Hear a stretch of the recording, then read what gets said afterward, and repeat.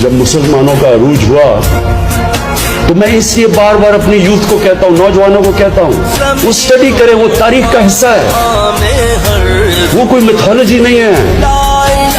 ایک 623 کو کیا تھا، ہجرت ہوئی، اس کے بعد کیا 625 کو جنگ بدر ہوئی، 636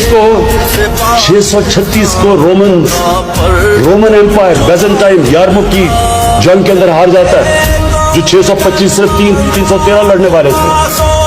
11 سال کے بعد رومن ایمپائر گر جاتا ہے، 12 سال کے بعد پرشین ایمپائر ان کے سامنے گر جاتا ہے۔ تاریخ کا حصہ ہے۔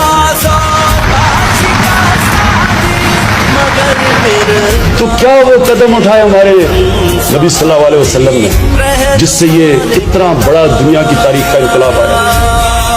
یہ ہمیں اسٹڈی کرنا چاہیے۔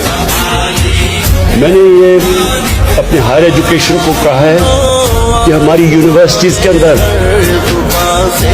پی ایچ ڈی اسکالرشپ دیں، بتائیں ہمارے نوجوان اسٹڈی کریں، کیونکہ یہ تاریخ کا حصہ ہے۔ کیا تھا وہ انقلاب؟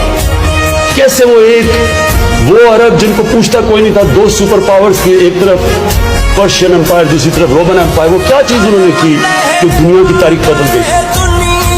اور ایسا سارے سائنسدان مسلمان سب سے عظیم دنیا کی قوم بن گئی۔ تو یہ بڑا ضروری ہے۔ اس لیے اس لیے اللہ قرآن میں کہتا ہے کہ نبی صلی اللہ علیہ وسلم کی زندگی سے سیکھو، ان کی سنت پہ چلو، ان کی سنت پہ جو انسان چلے گا وہ بڑا انسان بن جائے گا، کیونکہ ان سے بڑا انسان کبھی آیا نہیں ہے دنیا میں، نہ آ سکتا ہے۔ اور جو ایک منٹ سنو، اور جو مدینہ کی ریاست تھی، جو بھی ملک ان اصولوں پہ عمل کرے گا وہ اوپر اٹھ جائے گا۔